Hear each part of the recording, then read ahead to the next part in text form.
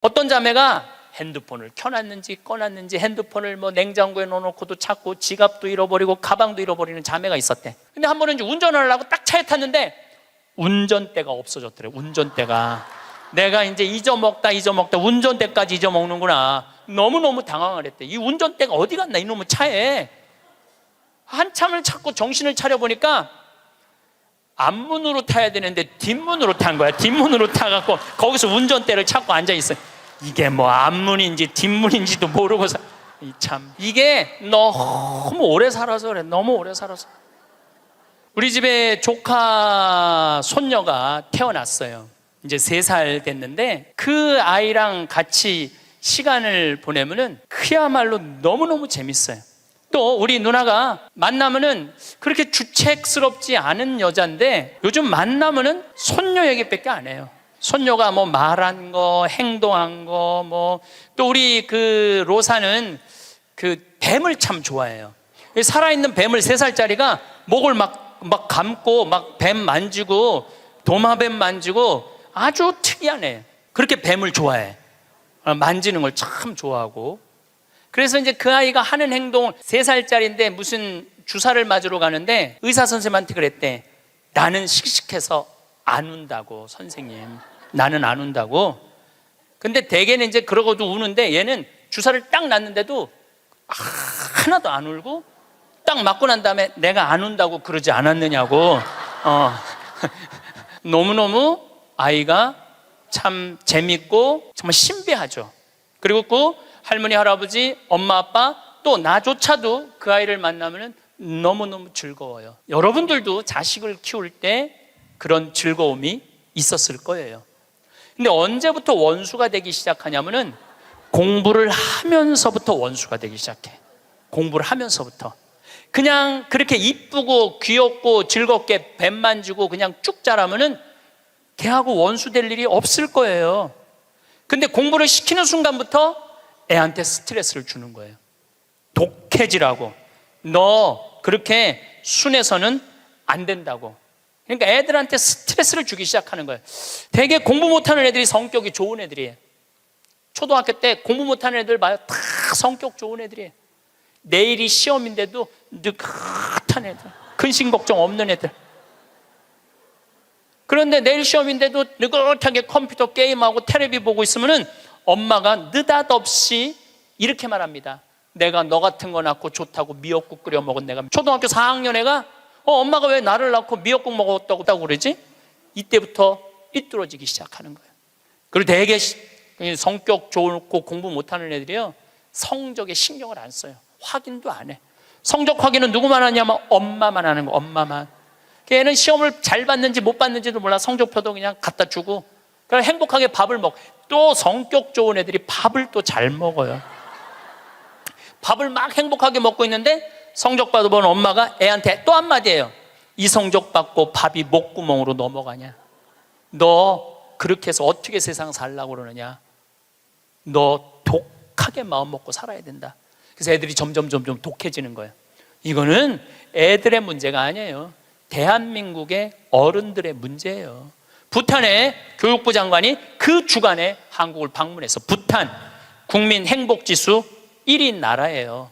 그런데 이 교육부 장관이 정말로 대한민국 사람들한테 기가 막힌 얘기를 하고 갔어요. 부탄은 학교를 1등을 골라내는 곳이 아니라고 생각한다.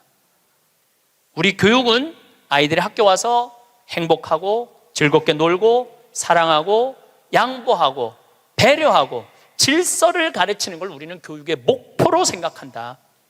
근데 우리는 하버드 대학을 보내야 되고 서울 대학을 보내야 되잖아요.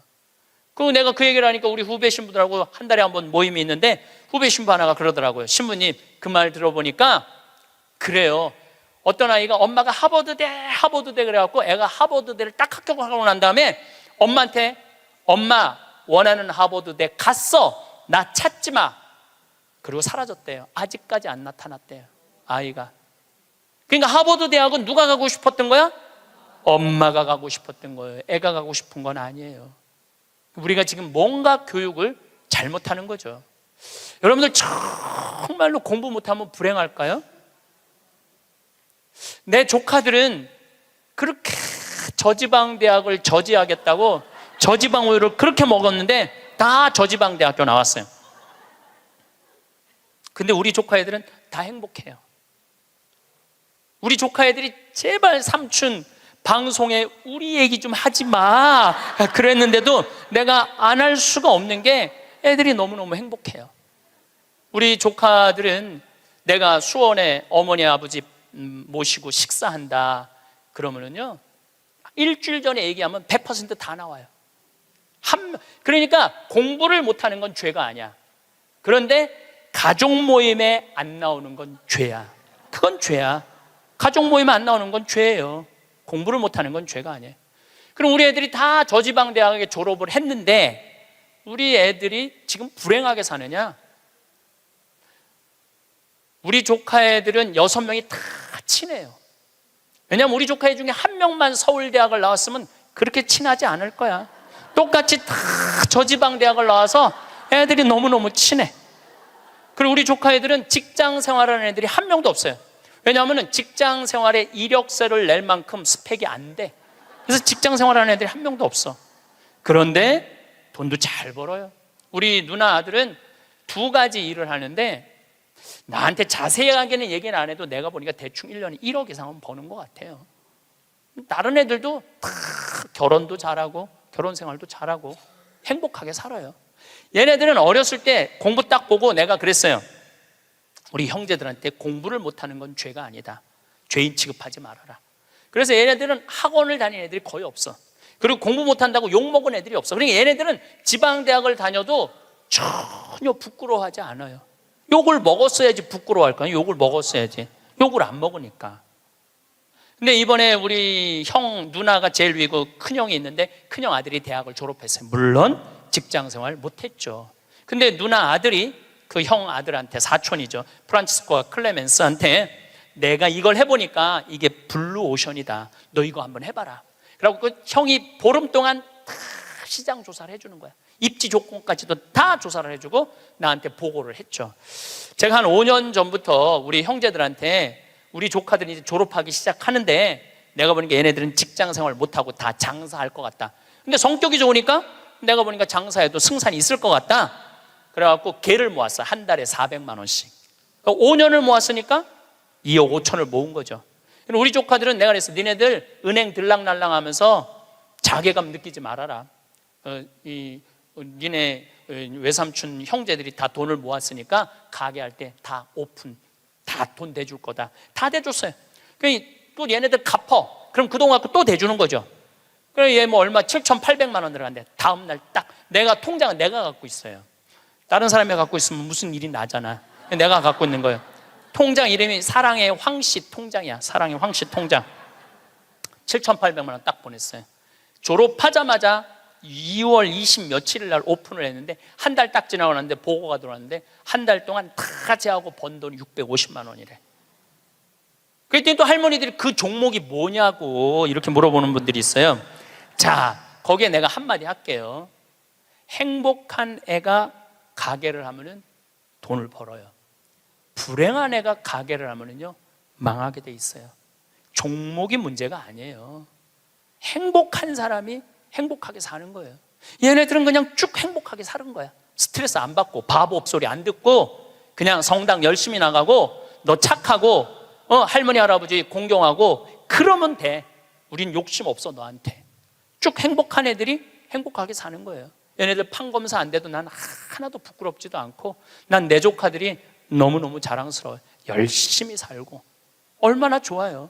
꼭 공부를 잘해야지 행복한 거는 아니다. 그냥 성실하고 착하고 마음이 따뜻하면은요 다 살아가요. 우리 생태마을에 우리 직원들이 40명이 있어요. 왔다 가는 사람이 한 100명도 넘을 거예요. 근데 제가 내린 결론은 행복하게 자란 애가 직장생활도 잘한다야. 과거에 뭐 술을 먹거나 컴퓨터 게임에 걸렸거나 우울증에 걸렸거나 조울증에 걸렸거나 대인 기피증에 걸린 애들은 아무리 내 강의를 듣고 싶으면 우리 애 좀 맡아주세요. 내가 많이 맡았어요. 정말로 수십 명도 더 데리고 있었어. 근데 그런 이력이 있는 애들은 결국은 직장생활을 못 하더라고요. 그런 이력이 있는 애들은 결국은 안 돼. 그러니까 결국은 애를 만들어내는 건 주위 사람이 아니야. 부모가 아이를 얼마나 아끼고 사랑하느냐, 이게 중요한 거예요. 공부가 중요한 게 아니고, 출세가 중요한 게 아니고, 이 세상에 와서 행복한 게 중요한 게, 행복한 게. 제가 이번에 애틀란타에 가서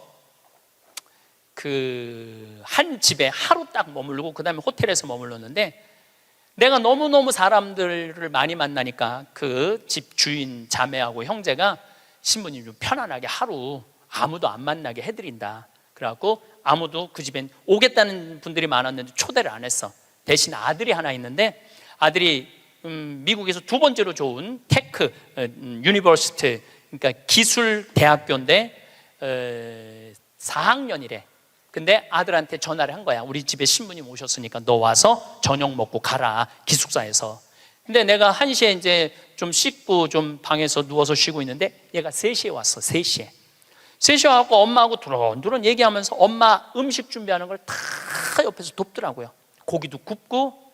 6시에 밥을 먹는데 아이가 너무너무 얼굴에 순해. 아주 너무너무 순하고 깨끗하고. 근데 밥을 먹고 이야기를 두런두런하고 밥 먹고 난 다음에 끝났는데 10시까지 나하고 얘기를 하는 거예요. 색소폰을 연주를 기가 막히게 하는데 자기 연주한 것도 다 보여줘가면서 밤 10시가 되니까 엄마가 너 이제 기숙사 가라고 10시에 집에를 가더라고, 학교를. 내가 여러분들 집에 갔어. 여러분들 자녀 중에 서울대학 법대 다니는 애가 있어. 근데 내가 여러분들 집에 방문했어. 5분 신부님 오니까 너 우리 집에 와서 저녁 식사해라. 그러면 와서 3시부터 밤 10시까지 식사 같이 할 자식이 얼마나 있을까요? 내가 보기에는 거의 없어요. 왜냐하면 내가 본당 신부 때 가정 방문하면은 방에 있는데도 나오는 애가 거의 없어요. 자기 공부한다고. 아니, 본당 신부님이 가정 방문을 했는데 방에 있는데도 안 나와. 이게 지금 대한민국의 교육의 현실이에요. 그게 여러분들 훌륭하게 키우는 거예요? 우리 집에 손님이 왔는데, 그것도 본당 신부가 왔는데 자기 공부한다고 내가 거기서 미사하고 한 2시간 있어도 얼굴도 안 비치는 자식들 천지예요. 그러니까 우리는 뭔가 지금 잘못하고 있는 거예요. 또 잊지 못하는 애가 또 하나 있어. 세크라멘토에 강의를 갔는데 총회장님 집에서 제가 머물렀어요. 밤 10시에 강의가 끝나고 저녁에 갔는데 그 집 아들이 대학교 4학년이었어요. 그런데 이제 총회장이 치과 의사라 이렇게 게스트하우스가 따로 있더라고요.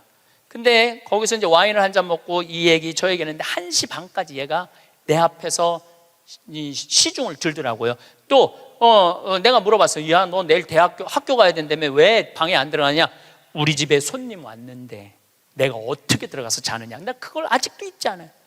그리고 내가 신부님 잠자리, 게스트하우스에 신부님 잠자리까지 봐줘야 되겠다는 거예요. 세크라멘토가 굉장히 덥거든요. 내 이불까지 봐주고 에어컨 온도까지 다 하고 나 침대에 눕는 거 보고 가더라고요. 근데 내가 왜 이 얘기를 하느냐면은 얘가 이제 대학원, 그러니까 의대는 보통 4학년 학부 끝나고 의대를 가거든요. 치대를 갔어. 라스베가스에 있는 치대를 갔는데 아버지가 굉장히 서울 치대 나와갖고 굉장히 돈을 많이 버는 분이에요. 근데 치대를 가서 얘는 군의관으로 지원을 했어. 군의관으로 지원하면 의대가 1년에 학비가 1억이래요. 그 학비를 국가에서 다 대줘. 그 용돈도 다 내줘. 야, 너 아버지 돈 많은데 아버지한테 돈 달라고 그러지 왜 네가 군의관까지 지원을 하느냐? 근데 또 그 아이가 또 잊지 못하는 말을 했어요. 내가 왜 엄마 아빠의 미래를 빼앗아야 되느냐고. 자기가 아버지 돈 쓰면 엄마 아빠 나 얼마든지 할 수 있는데, 우리나라 명문대학교 애들은 엄마 아빠가 언제까지 살았으면 좋겠냐? 60살까지 살았으면 좋겠다고. 이게 지금 대한민국이 교육을 잘못하고 있는 거예요. 크게. 어쨌거든 이 친구가 한국에 평창에 와갖고 내가 또 장어도 사줬어요. 근데 이미 벌써 치대를 졸업하고 한국에 와서 용산에서 근무를 하고 이제 돌아가서 의사를 개업을 했다고 그래요. 내가 외국에 이렇게 다니면 경쟁이 없는 나라 애들이요 부드러워요, 따뜻해요. 경쟁이 없는. 근데 경쟁이 있는 데를 가보면요 너무너무 살벌해요. 근데 대한민국은 나라 전체를 경쟁으로 만들어 놨잖아요. 그냥 나라가 살벌한 거예요. 나라가. 또 이 프랑크푸르트의 유럽에 강의를 갔는데 그 가족들도 내가 잊지 못해. 내가 프랑크푸르트 주교자 성당에 가서 미사를 좀 봉헌하고 싶다 그러니까 엄마가 이 독일어가 유창하지 않았던 거죠. 아들하고 딸한테 연락을 하더라고. 딸은 학교 선생님, 아들은 법대인지 의대를 다니는데 신부님 안내 좀 하라고. 두 아이가 나와서 나를 안내를 하는데 기가 막히게 안내를 하더라고요. 그리고 너무너무 음식도 잘 시키고 하나하나 설명을 해주는데, 대한민국에서 여러분들 내가 명동에 가갖고 좀 명동 구경 좀 하고 싶으면 여러분들 자녀 중에 신부님 좀 안내 좀 하라고 그러면 여러분들 아들 중에 엄마가 가서 해. 내가 가서 해. 그러니까 이게 이 영어로 말하면 우리나라 애들은 프렌들리 하지 않아요. 다정하지 않아요. 다정하지가 않아. 애들을 보면 굉장히 불편해. 애들이 앞으로 만들어갈 세상은 어떤 세상일 것 같아요? 지금 대한민국이요 교육제도를 바꾸지. 제가 아까 1000년, 100년, 10년, 2030년, 2040년 얘기하죠. 완전히 새로운 세상이 되고 있어요. 지금 공부 잘한다고 좋은 세상은 끝났어요. 행복한 사람이 많아야지 행복한 나라가 되는 거예요. 그러니까 여러분들 행복한 나라를 가꿔야 돼요. 행복한 나라를. 난 내 강의 때 핸드폰 올려도 한 번도 신경질을 부린 적이 없어. 한 번도. 이것도 다 이해가 되더라고. 내 나이만 돼도 네 바지에서 올리는지 내 바지에서 올리는지도 몰라. 예. 또 우리 할머니들 내가 노인대학 강의해 보면은 핸드폰이 울려도 이게 끌 줄을 몰라요. 유일한 방법은 받는 거야. 딱 봐도 나 신부님 지금 강의 들어. 근데 저쪽에서 엄마 중요한 얘기야. 그러면 공간 개념이 없어져요. 말해봐. 그러고 나보다 더 크게 대화를 해. 무슨 일인데? 막 이러면서 나이를 먹으면 어쩔 수가 없어요. 그래서 내가 깨워서 있으라는 거예요. 깨워서. 근데 저도 뭐 내 핸드폰 켜놨는지 껐는지도 몰라. 나는 자연인이다라는 프로 어때요? 보셔요? 산에 가갖고 그분들 아마 사업 망하고 건강 해치고 이런 분들이에요. 근데 그분들 물론 선택해서 가는 거겠지. 이 방송사에서 조금 조작도 있을 거예요. 그렇지만은 제가 보기에는 그 나는 자연인이다. 그분들은 명예도 재산도 권력도 돈도 없는 사람들이야. 근데 그 사람들 행복해 보여? 안 행복해 보여? 행복해 보이죠? 국회의원들 지금 그 사람들 여러분 보면 행복해 보여? 안 행복해 보여? 그러니까 우리는 행복의 기준이 바뀌어야 돼. 신부님 말씀대로 성주순례도 가고 맛있는 것도 사 먹고 다 했는데 돈 다 썼는데 그때도 안 죽고 주머니에 돈 한 푼 없으면 어떻게 해요? 그때는 여러분들 어떻게 하면 되느냐면 집에 가만히 앉아 있으면 돼요. 그때는. 근데 문제는 뭐가 문제냐면은 나중에 쓰려고 지금 가만히 있는 분들이 많아요. 나중에 쓰려고. 근데 내가 이렇게 얼굴을 보니까 돈 쓸 수 있는 마지막 얼굴들이야. 나중에 어디서 나중에. 지금 안 쓰면은 나중에는 더 못 써요. 지금 안 쓰면 나중에 더 못 써요. 그러니까 지금 쓰세요. 성주순례도 가고, 한국도 지난 목요일 날 우리 직원들 데리고 민둥산에를 갔었어요. 정선에. 너무너무 잘 해놨어. 내가 뭐 전 세계를 다니면서 대한민국처럼 등산 잘할 수 있도록 꾸며놓은 나라도 없어요. 대한민국처럼 등산할 수 있도록 꾸며놓은 나라도 없어요. 또 그거 끝나고 난 다음에 정선에 레일 바이크라는 걸 우리 직원들 40명하고 탔어요. 이야, 신나더라고요. 우리나라도 다닐 때가 너무너무 많아요. 그리고 여러분들이, 제가 한 10년 전에 할머니들이 용돈이 5만 원 나올 때가 있었어요. 내가 그때 할머니들한테 뭐라고 그러냐면 5만 원 다 닦아 써라. 조금 있으면 10만 원 나올 거니까. 10만 원 올랐죠? 다 닦아 써라. 조금 있으면 20만 원 나올 거다. 지금 20만 원 나오죠? 다 닦아 쓰세요. 5년 후에는 최소한 60만 원, 70만 원 나와요. 5년 후에는 내가 자신 있게 얘기할 수 있어요. 그리고 그렇게 가야 되고 그렇게 가야 돼요. 그래야지 여러분들도 행복하게 살 거 아니야. 우리나라가 경제 규모가 작으면 내가 이런 말을 감히 못해요. 우리나라 경제 규모 굉장히 커요. 그리고 대기업에서 돈을 내놔야 돼요. 대기업에서 돈을 내놔야 돼요. 재물은요, 내가 나눌 때 의미가 있는 거예요. 나 혼자 이걸 가지고 나 돈 많다고 자랑하는 건 아무 의미가 없어요. 그래서 인생은 여러분들, 이제는 여러분들이 자아 완성이라는 큰 숙제가 남아 있어요. 이제 뭐 출세할 것도 아니고 판사 될 것도 아니고 검사 될 것도 아니고 국회의원 될 것도 아니고 대통령 될 것도 아니잖아요. 그건 또 중요한 것도 아니고, 가장 중요한 거는 내가 이 세상을 충만하게 살아가고 행복하게 살아가고 확신을 가지고 살아가는 게 중요한 거예요. 그러려면 자아 안성을 하기 위해서 뭐가 필요하냐면 깨달음이 필요한 거예요. 깨달음. 깨달으려고 여기 나온 거 아니에요? 그렇죠? 오늘 많이 깨달았죠? 여러분들은 내가 봐도 훌륭한 분들이야. 훌륭한 분들이야. 예. 여러분들 정말 훌륭한 분들이에요. 여러분들 같은 마음이 많은 분들이 있으면 대한민국은 행복해요. 제가 사제로 살면서 처음에는 몰랐어요. 사제가 얼마나 위대한 일을 할 수 있는 사람인가를 몰랐어요. 그냥 신부 강론하고 미사하는 건 줄만 알았어요. 근데 지난번에 우리 평화방송에서 성서 황창현 신부와 함께 했다는 성경 여행 있죠? 예, 그거를 하면서 12번을 강의를 해서 총 24시간이지만 한 번 강의할 때마다 내가 한 사람씩 고쳐준다고 그랬어요. 병원에서.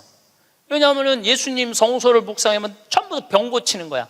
여기 오신 분들도 아마 아픈 것 때문에 고통스러운 분들 많을 거예요. 그리고 이게 빨리 치유되기를 간절하게 바라는 분들 많을 거야. 근데 문제는 나는 말씀의 은사는 받았는데 치유의 은사를 못 받았어요. 난 진짜 치유의 은사가 없는 것 같아. 남들은 안수기도 하면 막, 우리 오홍진 신부님 한참 젊었을 때 성령 충만했을 때 이쪽 쓰러진다면 이쪽 100명 쓰러지고 저쪽 100명 쓰러지고 그러는데, 나는 25년 동안 안수기도를 그렇게 했는데도 쓰러진 사람이 한 명도 없어요. 정말로. 그리고 그게 치유 은사 있는 신부들이 있어요. 확실히 그걸 내가 느껴요. 분명히 있는 분들이 있어요. 근데 내가 이렇게 신부님 제발 그래도 안수 좀 해주세요 그래갖고 내가 탁 손을 얹으면은 내가 느껴. 내 손에서 아무것도 안 나오는 게 느껴져. 이 아무것도 안 나오는 누르고 있는 나도 한심하고, 더 한심한 건 아무것도 안 나오는데 치유하겠다고 머리 디미는 교우들이 더 불쌍한 거예요. 더 불쌍해. 미안하기도 하고 안타깝기도 하고. 그런데 12명을 수술을 해주겠다고 빈센트 병원하고 연락을 했는데, 정말로 놀라운 거는 돈이 8천만 원이 들어가요. 12명 수술해 주는데 병원에서 반 부담하고 내가 반 부담하는 거니까 8천만 원이 들어가는데, 그 돈이 마지막에 얼마까지 들어왔느냐 하면 8,150만 원까지 들어왔어. 그래갖고 내가 150만 원도 스님한테 보냈어. 신부님 8천만 원이라는데 150만 원은 왜 보냈습니까? 들어왔으니까. 돈이 들어왔으니까. 이거 가지고 과일 사서 보내고, 수술한 사람들 영양제 사서 보내라고 병원에서 그 150만 원 갖고 12명한테. 그래서 몽고 사람, 아프리카 사람, 베트남 사람, 또 우리나라 있는 분들 정말 기가 막힌 분들 수술 다 해줬어요. 너무너무 좋더라고요. 아주 쑥스러우네. 내가 박수 받으려고 그러는 게 아닌데. 내가 한 게 아니에요. 내가 한 게 아니고 교우들이 보내준 거예요. 내가 한 게 아니고. 제가 뭘 깨달았느냐 하면은 내가 하지 않아도 내가 통로가 된다는 걸 깨달아서. 통로가. 그런데 더 놀라운, 이건 박수 받으려 아니라 더 놀라운 거는 그 성경 여행에 그걸 보면서 할머니들이 돈을 보내준 거야. 할머니들이 돈을 보냈는데 그 할머니 아마 돌아가셨을 수도 있어. 전라도 광주에 있는 할머니인데 평창에 피정을 오셨어. 신부님, 저 온몸에 암이 다 퍼졌습니다. 아마 2달, 지난 6월 달에 와서 할머니가 나한테 한 얘기예요. 2달, 3달밖에 못 살 것 같습니다. 그런데 제가 신부님이 수술해 주는 거 방송을 통해서 봤습니다. 제가 신부님 평생 모은 돈 2천만 원을 8월 며칠이면 그걸 탄대. 그걸 보내드릴 테니까 신부님 두 사람 살려달라고 돈을 보냈어. 2천만 원을 8월. 나는 이제 뭐 미국에 있었으니까 한국에 들어와 보니까 돈이 들어와 있었더라고, 할머니가. 그리고 그걸 보고 또 돈이 많이 들어왔어. 하여튼 많이 또 들어왔어. 그래갖고 수님한테 또 연락을 해갖고 수술해 주라고 그랬더니 또 8명을 또 수술을 해줬어요. 그래서 이제 다음 주 목요일 날 평화방송하고 수요일 날인가 보다. 다음 주 수요일 날 평화방송하고 전달식 돈 4천만 원이면은 8명을 수술해 줄 수 있는 거. 4천만 원이면은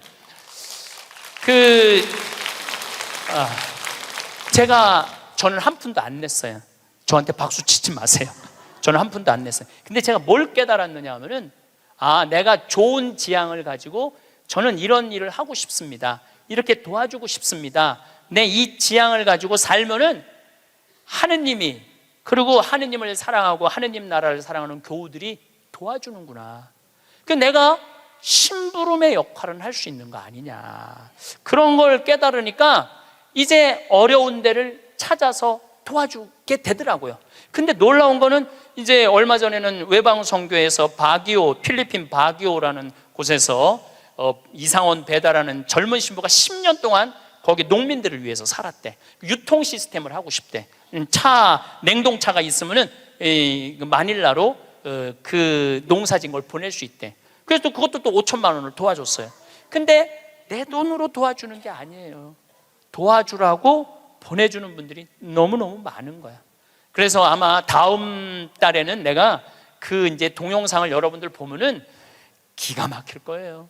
그 아프리카 잠비아에 지금 이루어지고 있는 일들을 보면은 기가 막힐 거예요. 그래서 여러분들도 내가 왜 사는지 그걸 깨달아야 돼. 내가 왜 사는 이유가 있을 거 아니에요. 아니 그냥 살아? 내가 하다못해 여러분들 자식들한테도 성당 나오는 자식들한테, 성당 안 나오죠 자식들, 여러분들은 전부 다 열심히 한 분들 아니야? 그럼 제일 고민이 뭐야? 자식 성당 나오는 거 아니야? 그렇죠? 성당 나왔으면 좋겠어. 근데 애들은 성당 나가기 싫어. 먹고 살기도 바쁘고 성당 나가면 이거 해라 저거 해라 싫어. 그래서 성당 나가기 싫은데 오래간만에 엄마네 집에 갔는데, 어머니네 집에 갔는데 80 넘은 어머니가 웃으면서 얘기해도 성당 나갈까 말까 한데, 머리는 하얗고 얼굴엔 주물이 자글자글하고 웃어도 이쁠까 말까 하는데 거기다 인상을 써가면서 성당 좀 나와. 어떤 놈이 성당 나가고 싶어? 더 나가기 싫지. 근데 여러분들 그렇게 말하면 그건 성교가 아니에요. 아들이 오래간만에 오잖아요. 얘야, 내가 하느님을 믿으니까 참 행복하다. 내가 지난번에 삼성산 성제 가고 신부님 강의를 들었는데 출세하는 거 그거 부러울 큰 없다고 그러더라. 나는 우리 아들이 더 자랑스럽다. 나는 너를 보면은 너무 자식 하나 잘 얻었다고 생각한다. 나는 하느님한테 너무너무 감사하고 내가 사는 게 너무너무 기쁘다. 한마디 또 해서 신부님이 나를 얼굴을 보는 돈 쓸 수 있는 마지막 기회라고 그러더라. 그래서 내가 지난번에 냉면 가서 사 먹었는데 오장동에 가서 냉면 사면 너무 맛있더라. 나는 하느님 믿어서 너무너무 행복하다. 그리고 여러분들이 돌아가셔서 세상을 떠났어. 난 천당 갈 거다. 아들이 먹고 살기 힘들고 사는 게 지칠 때 엄마 생각하겠죠. 야, 우리 엄마가 살아생전에 그렇게 하느님 믿어서 행복하다는데 나도 하느님한테 가야지. 여러분들이 하늘나라의 증표가 될 수 있는 거예요. 그것도 나누는 거예요. 그것도 저는 물을 볼 줄 알아요. 밑에 또 물 봐달라고 그러는 사람 또 있으면 안 되는데 운물, 그러니까 대수층에 한 20m, 30m의 물을 봐요. 근데 한국에서는 제가 물 안 봐요. 아프리카에서, 잠비아에서는 내가 물을 봐요. 여기 물 나온다 찍으면 딱 나와. 그거 얼마나 좋은지 몰라. 내 능력으로 여기에 우물을 팔 수 있는 자리를 찍어낼 수 있다는 게 얼마나 좋은지 몰라요. 얼마나 좋아. 그러려면 뭐를 해야 돼? 공부를 해야지. 그냥 봐. 배워야지. 내가 그래서 물 보는 책을 2권, 3권을 사서 읽었어요. 수맥 보는 방법을. 그 논문으로도 나왔더라고. 그게 그냥 하는 게 아니라 논문으로 나왔더라고. 논문으로. 그러니까 내 차에는 항상 그 은 막대가 있어요. 그것도 보기 쉬워요. 하나 깨달으면 하나 나눠줄 수 있잖아. 그러니까 여러분들도 공부하라는 거예요. 공부. 신부님 어떻게 공부를 해요? 이 유튜브가 대학교예요. 유튜브 안에 이 성서 강의도 다 올라와 있어. 그리고 요즘 4차 산업에 대해서 기가 막히게 교수들이 해놨더라고요. 그러니까 여러분들 공부하세요. 맨날 드라마나 그냥 맨날 네 아들이냐 내 아들이냐 뭐 이런 거 그런 거 시청하지 마시고 좋은 유튜브 공부 많이 하세요. 그리고 이렇게 피정 다니는 것도 최고의 공부야. 자, 깨달음을 얻었다면 그 다음에 하는 일은 나눔이야. 나눔. 빌 게이츠, 이 참 대단한 사람이에요. 빌 게이츠 부인이 멜린다예요. 빌 게이츠하고 워렌 버핏이 지금 자선 기금을 거의 1,000억 달러를 모았어요. 그런데 빌 게이츠는 돈을 벌고 멜린다라는 부인은 자선 사업을 해요. 내가 거기 가보니까 그 재단에서 약을 보내주더라고요. 그래갖고 그 멜린다 여사가 지금 살린 사람만 70만 명을 살렸대요. 70만 명을 살렸대. 여러분들 멋있지 않아요? 그 정도 부분은 돼야죠. 그리고 빌 게이츠 하는 일이 너무너무 멋있으니까 워렌 버핏은 그 자기 재산을 빌 게이츠 재단에 다 내놨어. 네가 정말 잘 쓴다. 그러니까 멜린다라는 부인이 너무너무, 근데 이 멜린다라는 부인은 그냥 돈을 주는 게 아니야. 아프리카에 직접 가요. 1993년에 아프리카를 전부 다 한번 돌아봐요. 그리고 그 사람들 아픔을 직접 보면서 어떻게 도와줘야 되는지를 아는 거야. 그러면서 너무너무 행복해요. 저는 아프리카 잠비아를 간 지 이제 5년이 되는데 정말 잠비아에 갔다 올 때마다 심장이 벌렁벌렁 거려요. 우리 대한민국이 할 수 있는 일은 너무나 많아요. 처음에는 의사가 3명인데 5년 만에 몇 명으로 늘어났냐면 12명으로 늘어났어요. 안과 의사, 치과 의사, 이 피부과 의사까지 오면 더 좋을 것 같아요. 왜냐하면 거긴 피부가 엉망이거든요. 피부과 의사까지만 가면은 완벽한, 올해도 1,000명을 진료해주고 왔어. 올해도 1,000명을 진료해주고 왔어. 그 사람들 이 백내장 안 보여. 처음에는 수술하러 오라니까 한 명도 안 왔어. 왜 안 하냐? 눈알을 빼는 줄 알고 수술하면은. 근데 이 백내장을 걷어주니까 막 춤을 추는 거예요. 그러면서 의사 선생님들이 10일이라는 시간을 내면서 가면서 사는 보람이 있다는 거예요. 깨달음이 있으면은 나눔이 있고, 나눔이 있으면은 기쁨이 있고, 기쁨이 있으면 감동이 있는 거예요. 그런데 문제는 그곳에 함께한 분들의 이야기는 그런 얘기를 해요. 신부님, 내가 잠비아에 와서 내 인생의 가장 찬란한 시간을 보내고 있다고. 우리 인간은요, 나만을 위해서 살면 아름답지도 않고 위대하지도 않아요.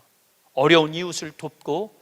그런데 이 잠비아를 떠나는 사람들은 대단한 능력을 가지고 있는 사람들도 떠나지만은 평범한 아줌마들도 함께 떠나요. 올해 20명이 자원봉사자들을 모았는데 110명이 지원을 했어. 한국에서. 그 중에 90명이 떨어졌어.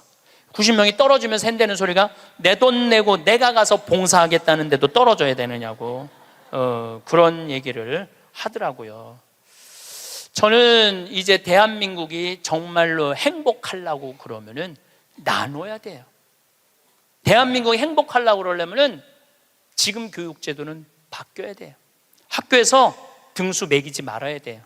학교에서 지금 고등학교 애들 음악 시간, 체육 시간 없애고 있어요. 공부해야 된다고.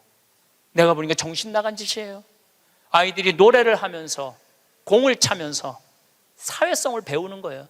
책상에 앉아고 공부만 하잖아요. 얘네들은 아무것도 쓸데 없는 애들이에요. 여러분들 공부 못하면 신부님 뭘 먹고 살아요? 지금 대한민국의 공장에 외국인 노동자가 150만 명이에요. 우리 형님도 공장을 운영하는데 외국인도 한 달에 240만 원을 줘야 된대요. 그러면은 내가 펜대 굴릴 생각 안 하고 몸으로 해갖고 여러분들 지금 공장에 가면은 천지가 돈 200~300만 원 다 받아요. 근데 우리는 뭐만 배웠어?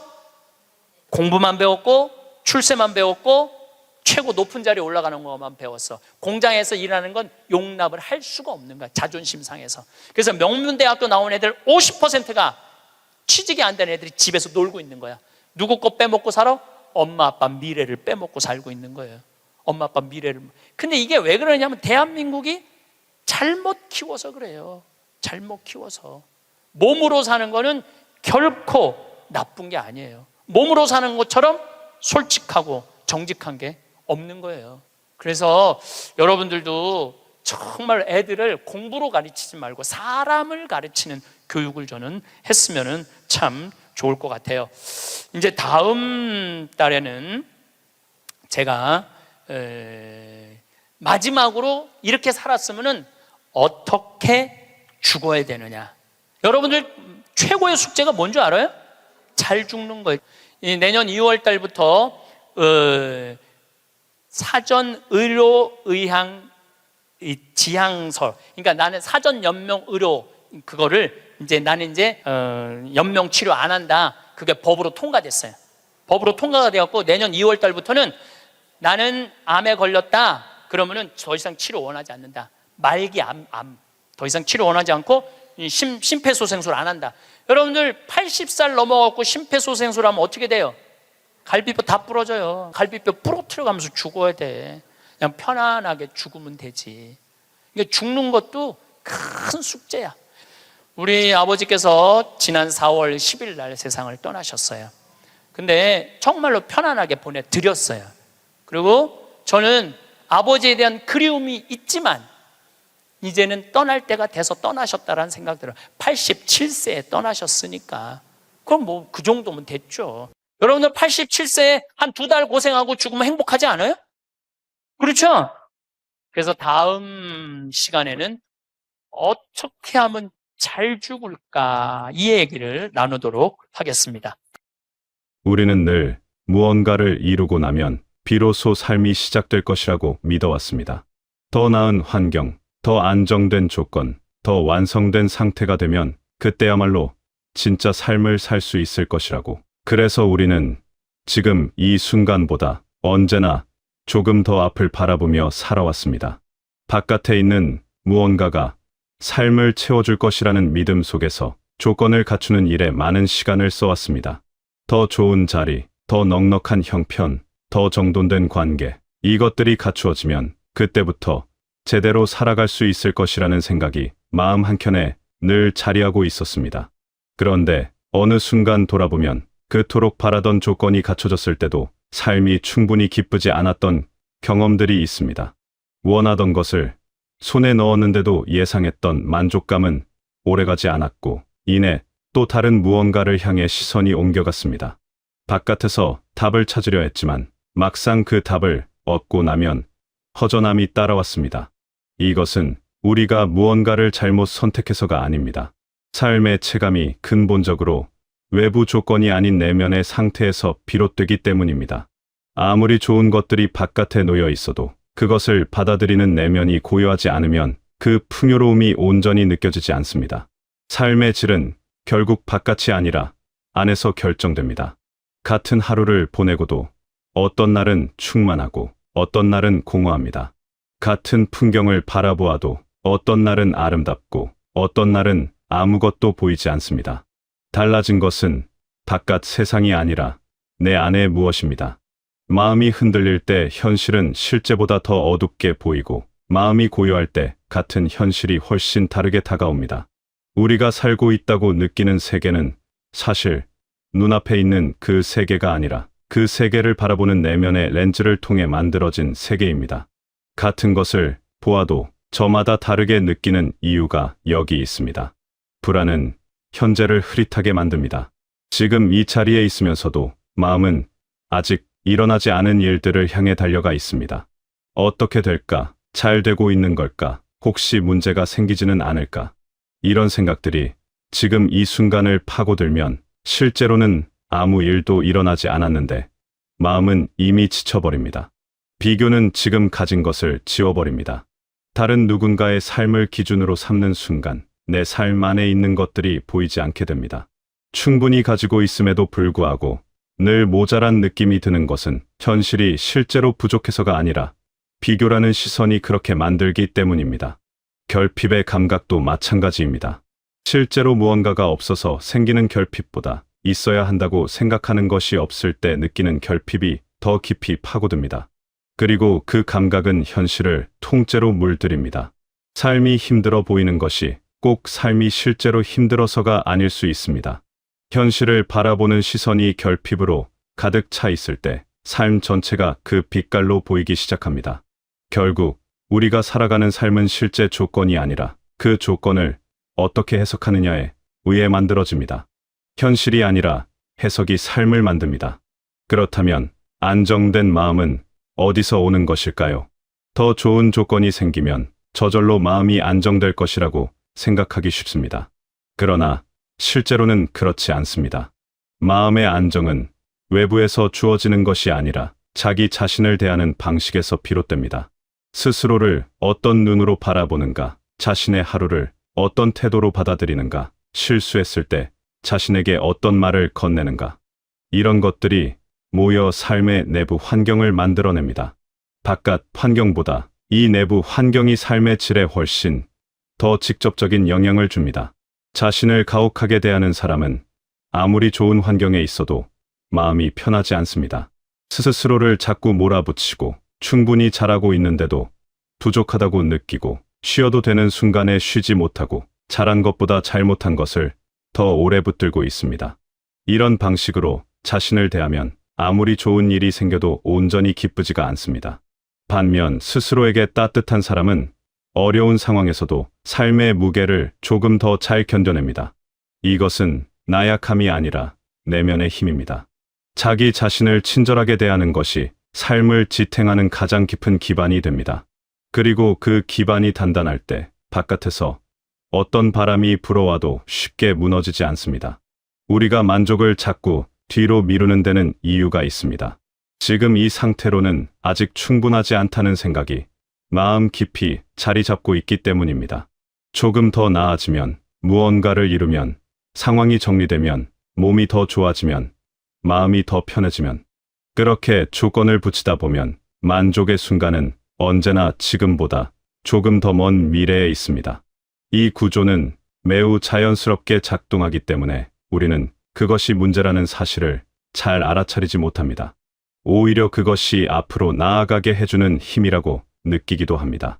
그런데 그 조건이 채워지면 실제로 만족이 찾아올까요? 아마도 잠깐은 그럴 것입니다. 하지만 대부분의 경우 그 자리에 인해 새로운 조건이 들어섭니다. 더 갖추어야 할 것, 더 도달해야 할 기준이 생깁니다.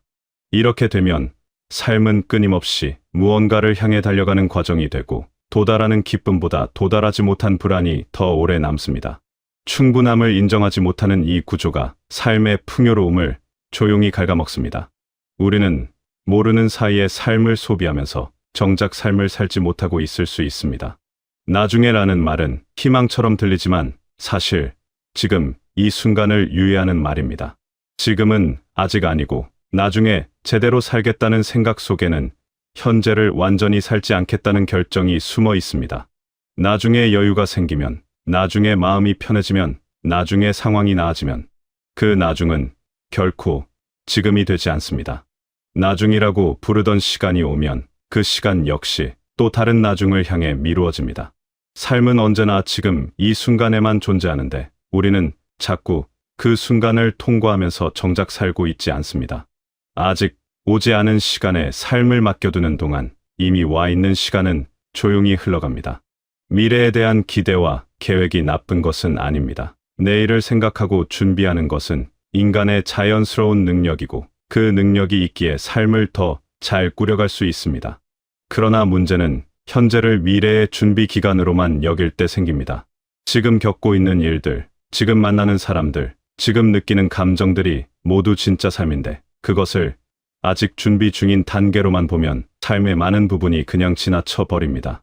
아직 오지 않은 시간에 기대를 걸면 걸수록 이미 와 있는 시간이 흐릿해집니다. 지금 이 순간이 충분히 살 만한 순간임을 알아차리지 못한 채 언제나 다른 시간을 기다리며 살게 됩니다. 지금을 산다는 것은 아무것도 계획하지 않고 당장 눈앞의 것만 쫓는다는 의미가 아닙니다. 그것은 지금 이 순간 자신이 어디 있는지를 아는 것입니다. 지금 무엇을 느끼고 있는지, 지금 무엇을 하고 있는지, 지금 옆에 무엇이 있는지를 흐릿하게 통과하지 않고 또렷하게 감각하는 것입니다. 의식적으로 현재에 있다는 것은 거창한 수련이 아닙니다. 지금 이 자리에서 일어나고 있는 것들을 있는 그대로 받아들이는 태도, 그것이 지금을 사는 방식입니다. 그리고 그 태도가 자리 잡힐 때 삶은 나중으로 미루어지지 않고 지금 이 자리에서 펼쳐지기 시작합니다. 현재를 의식하며 살면 같은 하루가 달리 느껴집니다. 무심코 지나쳤던 것들이 보이기 시작합니다. 아침 햇살이 창문으로 들어오는 방식, 밥을 먹을 때의 온기, 바람이 지나가는 소리, 고요한 오후의 빛. 이런 것들은 특별한 사건이 아닙니다. 그러나 이것들을 알아차리는 사람과 그냥 지나치는 사람의 삶의 질은 시간이 지날수록 달라집니다. 삶의 풍요로움은 특별한 일이 많아서 생기는 것이 아니라 평범한 것들을 충분히 느끼는 데서 옵니다. 특별함을 기다리는 동안 흘러가 버리는 평범한 순간들이 사실은 삶의 가장 큰 부분을 이루고 있습니다. 깨달음이라는 말은 무겁고 특별한 느낌을 주지만 실제로 삶에서 무언가를 깊이 알게 되는 순간은 대부분 아주 평범한 장면에서 찾아옵니다. 오랫동안 반복해온 일상 속에서 특별할 것 없는 어느 오후에 갑자기 어떤 것이 발리 보이는 경험. 그것은 세상이 바뀐 것이 아니라 자신의 시선이 조금 달라진 것입니다. 인식이 바뀌면 같은 것도 다른 의미를 갖게 됩니다. 어제까지 당연하게 여기던 것이 오늘 문득 소중하게 느껴지는 순간, 늘 불편하게만 여기던 것이 어느 날 그냥 받아들여지는 순간. 이런 변화는 사건에서 오지 않습니다. 시선에서 옵니다. 반복되는 일상이 지루하게 느껴질 때 그것은 일상이 실제로 무의미해서가 아니라 우리가 그 안을 깊이 들여다보지 않아서인 경우가 많습니다. 매일 보는 풍경도 처음 보듯 바라볼 수 있고 매일 하는 일도 그 안에서 새로운 감각을 찾을 수 있습니다. 이것은 억지로 의미를 만들어내는 것이 아닙니다. 이미 거기 있던 것을 비로소 알아보는 것입니다. 의미는 특별한 사건이 가져다주는 것이 아니라 일상을 바라보는 시선의 깊이에서 자라납니다. 깊이는 사건이 아니라 시선에서 나옵니다. 삶을 완성해야 하는 과제로 보면 언제나 부족합니다. 아직 이루지 못한 것, 아직 고쳐지지 않은 것, 아직 도달하지 못한 기준이 남아있기 때문입니다. 완성을 향해 가고 있는 동안 삶은 늘 이완의 상태로 존재하고 그 미완의 감각이 현재를 불편하게 만듭니다. 그러나 삶을 자기 자신을 계속 알아가는 과정으로 보면 달라집니다. 완성이 아니라 이해의 과정으로 볼 때 지금의 나는 아직 부족한 존재가 아니라 계속 펼쳐지고 있는 존재가 됩니다. 그리고 그 관점 안에서 지금 이 순간도 하나의 온전한 장이 됩니다. 자신을 알아간다는 것은 자신의 강점과 약점을 목록으로 정리하는 일이 아닙니다. 지금 이 시점에서 자신이 무엇에 마음이 움직이는지, 무엇이 자신을 힘들게 하는지, 무엇을 소중하게 여기는지를 조금씩 더 분명하게 알아가는 것입니다. 그 알면 한 번에 완성되지 않습니다. 살아가면서 조금씩, 때로는 어려운 경험을 통해, 때로는 고요한 순간의 직관을 통해 조금씩 더 깊어집니다. 그러므로 삶은 언제나 진행 중이며 그것은 완성되지 않았다는 뜻이 아니라 살아있다는 뜻입니다. 살아있기 때문에 아직 알아가고 있고 알아가고 있기 때문에 삶은 아직 열려 있습니다. 목표를 향해 달려가는 삶과 과정을 충분히 사는 삶은 방향이 다릅니다. 목표 중심의 삶은 도달하는 순간을 위해 현재를 희생합니다. 이 힘든 시간이 지나면 좋아질 것이라는 생각으로 지금을 버팁니다. 그러나 그렇게 버티다 보면 지나온 시간들이 모두 버텨낸 시간이 되어버립니다. 반면 과정을 충분히 사는 삶은 지금 이 시간을 그 자체로 살아갑니다. 힘든 것은 힘든 것이고 기쁜 것은 기쁜 것이고 그 모든 것이 삶의 내용이 됩니다. 도달해야 할 곳이 있더라도 지금 걷고 있는 이 길이 의미 없는 통과 구간이 아님을 압니다. 그 차이가 삶의 질을 크게 가릅니다. 결국 삶의 질을 결정하는 것은 얼마나 많이 가졌느냐, 얼마나 많이 이루었느냐가 아닙니다. 이미 자신의 삶 안에 있는 것들을 얼마나 알아볼 수 있느냐에 달려 있습니다.